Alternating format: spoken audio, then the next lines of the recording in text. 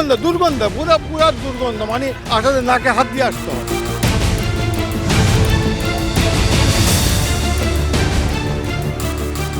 রাজধানীর ব্যস্ত সড়কের পাশেই সিটি কর্পোরেশনের সেকেন্ডারি ট্রান্সফার স্টেশন, কিন্তু এই স্টেশনগুলো এখনো আশীর্বাদের বদলে নগরবাসীর জন্য অভিশাপ হয়ে দাঁড়িয়েছে। দিনের পর দিন এখানে জমা হচ্ছে গৃহস্থালী ও বাণিজ্যিক বর্জ্য। নিয়মিত অপসারণের অভাব আর অব্যবস্থাপনার কারণে ময়লার স্তূপ বাড়ছে, ছড়াচ্ছে উৎকট দুর্গন্ধ আর দূষিত হচ্ছে চারপাশের পরিবেশ। বৃষ্টির সময় পরিস্থিতি আরো ভয়াবহ হয়ে ওঠে। পচা বর্জ্যের বিষাক্ত তরল ছড়িয়ে পড়ে সড়ক ও ড্রেনে, যা মশামাছির প্রজনন ক্ষেত্র তৈরি করে।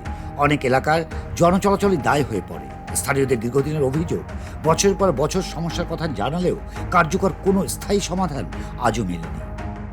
সিআইডি অফিস, তার সামনে যদি এ ধরনের আবর্জনা ময়লা ফেলা থাকে, আসলে আমাদের যত্র অবহেলার কারণে সেখানে আসলে আমাদের ব্যাঘাত করছে, যাতায়াতের ব্যাঘাত করতেছে, আমাদের দুর্গন্ধ পাচ্ছি আমরা।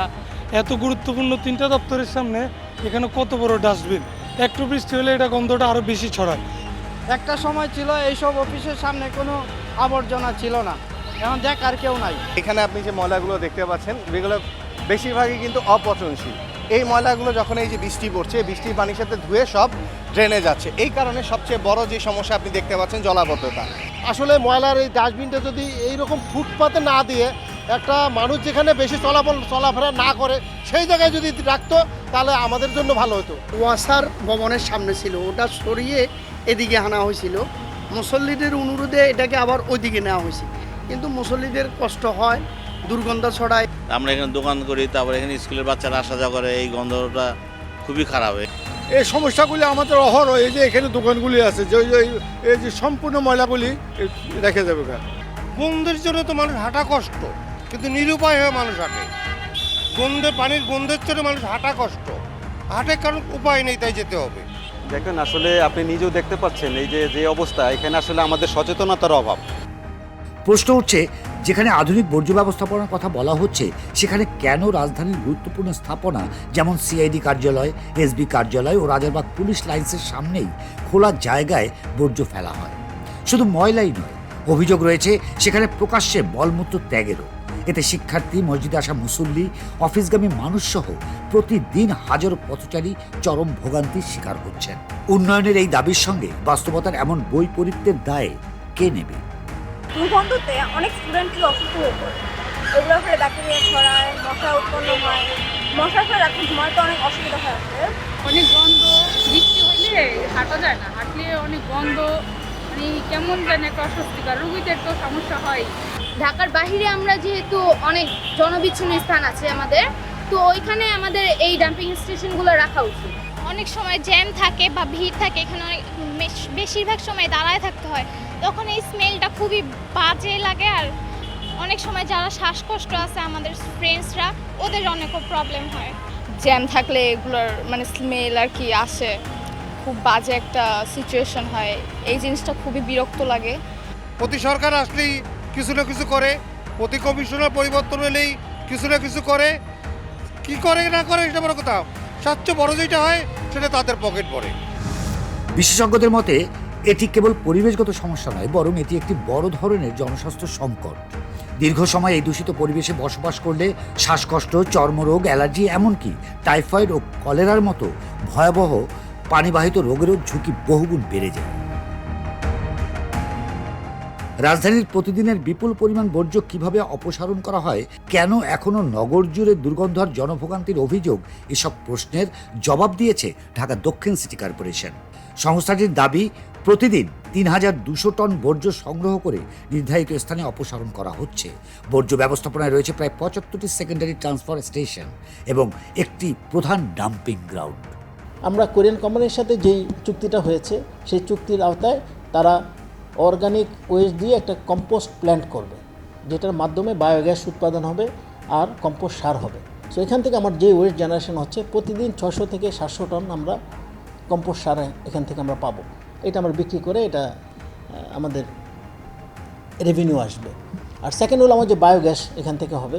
আপনি জানেন যে আমার এখানে টোটাল মিথেন গ্যাস টোটাল ৫,১৩,০০০ টন কার্বন ডাইঅক্সাইড সমপরিমাণ মিথেন গ্যাস এখানে আছে। সো এই মিথেন গ্যাসটা যদি আমি উঠাতে পারি, আপনারা জানেন জলবায়ু সম্মেলন, আপনারা জানেন যে এখানে যে আমরা কার্বন মিথেন গ্যাস মানে আমি যেটা বললাম 28 গুণ পাওয়ারফুল দেন কার্বন ডাইঅক্সাইড। সো আমি মিথেন গ্যাসটা যদি আমি উঠাইতে পারি, সো কার্বন ডাইঅক্সাইডের ইফেক্টটা কিন্তু আমাদের গ্লোবাল ওয়ার্মিংয়ে কিন্তু মিথেন গ্যাস একটা বড় ধরনের ভূমিকা রাখে। সাজিদা ফাউন্ডেশনের মাধ্যমে কিন্তু আমরা 4টা গ্রুপকে মাঠে নামিয়ে দিয়েছি। তারা মাইকিং করবে, তারা লিফলেট বিতরণ করবে, তারা এনশিওর করবে যে প্রতিটা দোকানে ডাস্টবিন যেন থাকে, যত যেন ময়লাগুলি না ফেলা হয়। এবং 6ষ্ঠ দিনে যদি তারা কথা না শোনে তাদেরকে নোটিশ দেওয়া হবে, এবং 7ম দিনে আমরা মোবাইল কোর্ট পরিচালনা করব। এই উদ্দেশ্যটা হলো একটা অ্যাওয়ারনেস ক্রিয়েট করা, যেন ময়লা যেন যত্রতত্র না ফেলে, ডাম্পিং স্টেশন ছাড়া বা ডাস্টবিনে ময়লা ফেলা ছাড়া অন্য কোথাও যেন ময়লা না ফেলে। এই উদ্যোগের আমরা চেষ্টা করছি। আমরা চাচ্ছি জনগণ যদি একটু সহযোগিতা করে, আমার মনে হয় যে আমাদের মাননীয় প্রধানমন্ত্রী যেটা দেখতে চাচ্ছেন গ্রিন এবং ক্লিন সিটি, আমার মনে হয় এটা করা সম্ভব। নগর পরিকল্পনাবিদ স্থপতি ইকবাল হাবিব মনে করেন শুধু ময়লা সরিয়ে নিলেই সমস্যার সমাধান হবে না। বলেন প্রয়োজন উৎস পর্যায়ে বর্জ্য পৃথকীকরণ, আধুনিক ট্রান্সফার স্টেশন স্থাপন এবং বিজ্ঞানসম্মত বর্জ্য ব্যবস্থাপনা। তাড়াতাড়ি করে যেগুলি রিসাইকেল ছেড়ে চলে যায়, যেগুলো আবার অন্য জায়গায় চলে যায়, এটি কখনোই ওই দৃষ্টিভঙ্গিতে দেখারই কথা না। এটা তো সেবা। সেখানে আপনি কোনো মানুষের ব্যবসার কার্যক্রমের মুখ্য জায়গা তৈরি করার ব্যবস্থা করেছেন। তাতে যে দূষণ তৈরি হচ্ছে, এর থেকে লিচেজ বেরিয়ে জলাধারগুলো, আমাদের অ্যাকুইফারগুলো ধ্বংস করছে, এর থেকে বর্জ্যের দুর্গন্ধর কারণে পুরো অঞ্চল ভিত্তিক বায়ু দূষণ এবং একই সঙ্গে শিশুতোষ অথবা বয়োবৃদ্ধদের অসুস্থতার কারণ হচ্ছে, কারণ ওর থেকে বিভিন্ন জীবাণু ছড়াচ্ছে। আর পুরো প্রকল্পের মধ্যে দিয়ে যে বিরাট অর্থ বাণিজ্য হচ্ছে, তার মধ্যে আমরা যে ট্যাক্সের টাকা দিই তারও এক ধরনের অপচয় হচ্ছে। তো জলবায়ু বৈশ্বিক উষ্ণতার সামগ্রিকতার যে এফেক্ট, তাকে মাথায় রেখে সহিষ্ণু অর্থাৎ প্রতিঘাত সহিষ্ণু, জলবায়ু বৈশ্বিক উষ্ণতার যে অভিঘাত তার সহিষ্ণু একটি নগর ব্যবস্থাপনা বাস্তবায়ন নিশ্চিত করতে হবে। তার জন্য জনগণকে প্রস্তুত করা, পুরো আবাসন শহর নগরায়নের যে বিশৃঙ্খলা তাকে সুশৃঙ্খল করা, এবং একই সঙ্গে অবশ্যই সকলের অন্তর্ভুক্ততা নিশ্চিত করা, অর্থাৎ নগরীটা যেন সকলের। এই মুহূর্তে নগরীটা শুধুই ধনীদের, শুধুই উচ্চবিত্ত মানুষের, তার থেকে সরে আসাটা জরুরি। ঢাকা দক্ষিণ সিটি কর্পোরেশনের প্রশাসক বীর মুক্তিযোদ্ধা আব্দুস সালাম জানান বর্জ্য অপসারণে গাফলতি বরদাস্ত একদমই করা হবে না। তিনি বলেন বর্জ্য অপসারণের দায়িত্বে থাকা কর্মকর্তা ও ঠিকাদারি প্রতিষ্ঠান যদি দায়িত্বে অবহেলা করে তবে তাদের বিরুদ্ধে নেওয়া হবে কঠোর ব্যবস্থা। পাশাপাশি ঢাকাকে ঢেলে সাজাতে প্রযুক্তি নির্ভর বর্জ্য ব্যবস্থাপনার পরিকল্পনা গ্রহণ করেছে সরকার, তাও তিনি জানান। তবে এ বিষয়ে ঢাকা উত্তর সিটি কর্পোরেশন কোনো মন্তব্যই করেনি। বর্জ্য ব্যবস্থাপনা নিয়ে আমাদের প্ল্যানিং হলো এই ব্যাপারে কোনো ছাড় নাই। যারা বর্জ্য ব্যবস্থাপনার সাথে জড়িত আছেন তাদেরকে বর্জ্য ব্যবস্থাপনার একটাই কথা যে বর্জ্য সংগ্রহ করতে হবে এবং নিয়মিত সংগ্রহ করতে হবে, সময় মতো সংগ্রহ করতে হবে এবং যে জায়গায় ডাম্প করার কথা সেই জায়গায় ডাম্প করতে হবে। কিন্তু বাস্তবতা বলছে ভিন্ন কথা। অনেক ট্রান্সফার স্টেশনে নেই পর্যাপ্ত ছাউনি, দুর্গন্ধ নিয়ন্ত্রণ ব্যবস্থা কিংবা কার্যকর প্রযুক্তি। কোথাও নিয়মিত পরিষ্কার করা হয় না বর্জ্য, আবার কোথাও নির্ধারিত সময়ের পরও ময়লা পড়ে থাকে যত্রতত্র। এতে আশেপাশের বাসিন্দারা প্রতিনিয়ত স্বাস্থ্য ঝুঁকির মধ্যে যেমন পড়ছেন, তেমনি লঙ্ঘিত হচ্ছে তাদের মানবাধিকার। প্রশ্ন উঠছে, যেখানে আধুনিক বর্জ্য ব্যবস্থাপনার কথা বলা হচ্ছে সেখানে কেন এখনও আবাসিক এলাকা কিংবা গুরুত্বপূর্ণ সরকারি স্থাপনার পাশেই খোলা আকাশের নিচে পচে থাকে হাজার হাজার টন বর্জ্য?